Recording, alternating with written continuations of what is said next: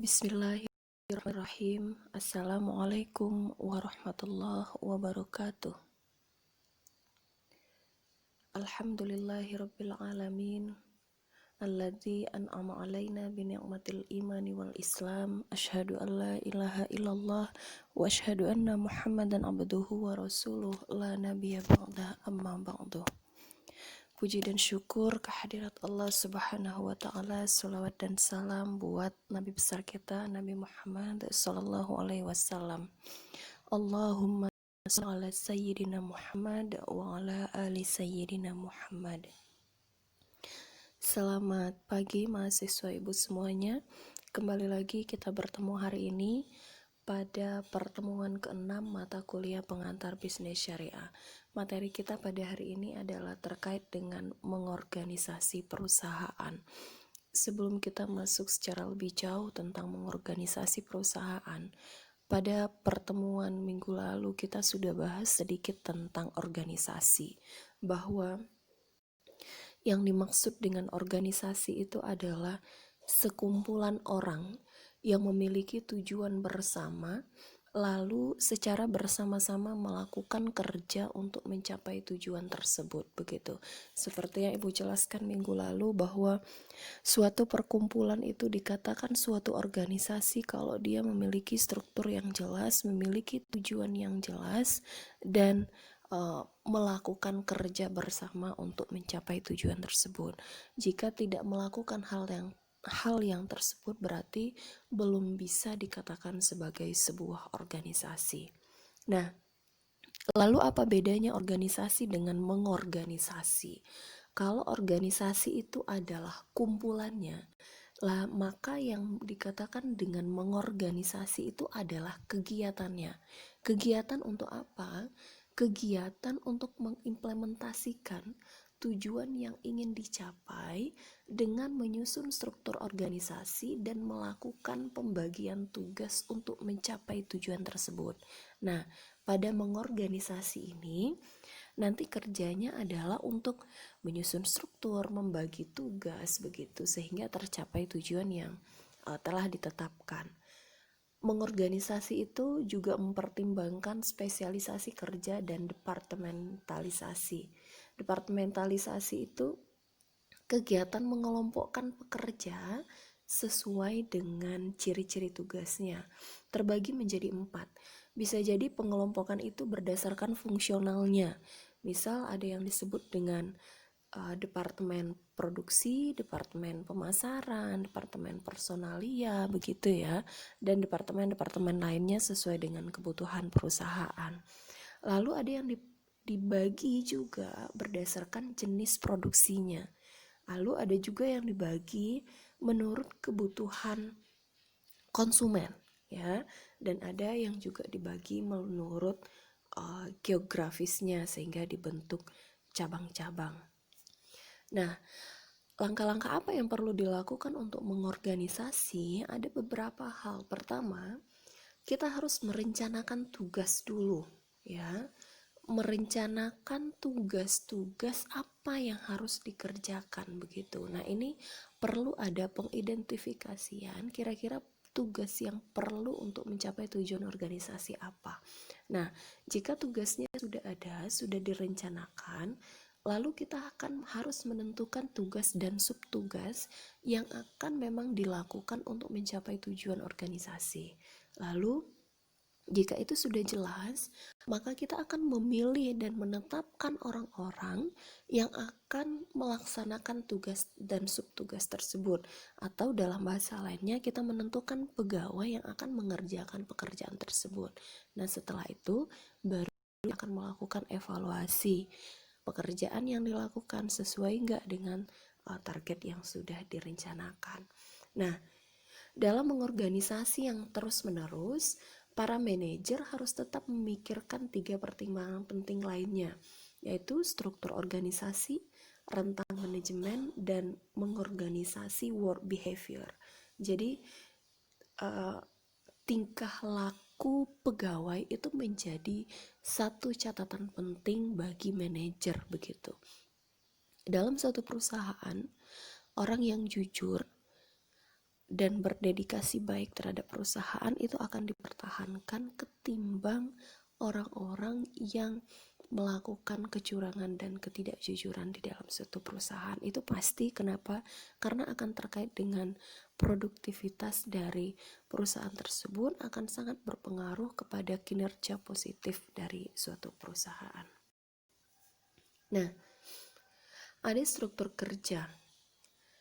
Struktur kerja itu dalam suatu pengorganisasian, nanti manajer akan membangun struktur kerja yang mensinergikan kegiatan seluruh pekerja, jenis pekerjaan, dan segala sumber daya perusahaan yang dimiliki. Jadi, biasa kita lihat dalam suatu organisasi atau suatu perusahaan akan ada struktur kerja. Struktur kerja itu digunakan untuk apa? Untuk menjelaskan pembagian kerja sekaligus menjelaskan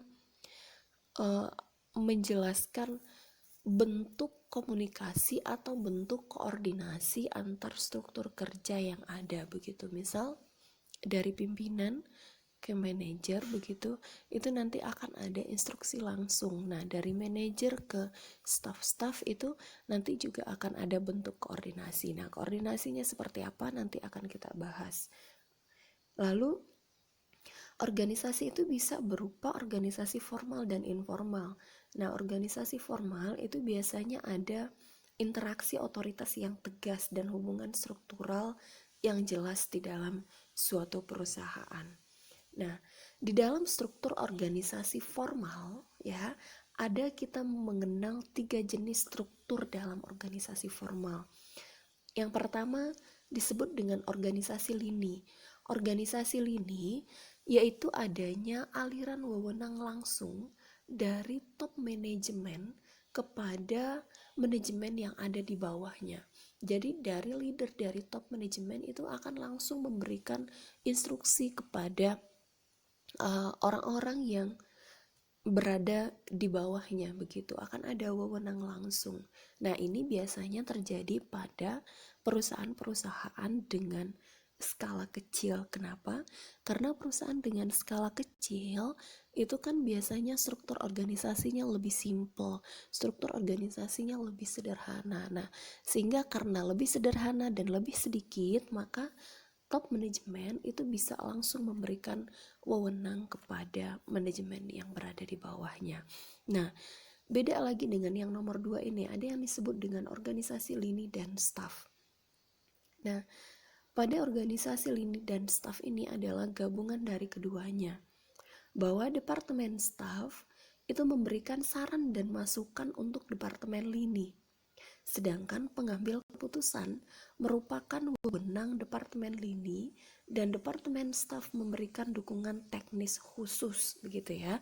Ini biasanya terjadi pada perusahaan menengah dan besar. Jadi ada top manajemen, di bawah top manajemen ada biasanya staffing atau manajemen yang mengurusi bagian-bagian tertentu. Nah, di bawah itu akan ada struktur tersendiri lagi sebelum langsung kepada pekerja begitu ya. Nah, sehingga pada manajemen staf dia akan memberikan saran dan masukan kepada departemen lini, lalu keputusan nanti akan tetap diambil oleh departemen lini, sehingga tidak ada pemberian wewenang secara langsung seperti pada organisasi lini di atas. Nah, yang ketiga itu adalah organisasi matriks, yaitu suatu struktural yang menugaskan para spesialis dari berbagai departemen fungsional untuk bekerja pada suatu proyek atau lebih yang dipimpin oleh seorang manajer. Nah, ini ibarat membuat suatu struktur baru lagi dalam struktur yang sudah ada begitu.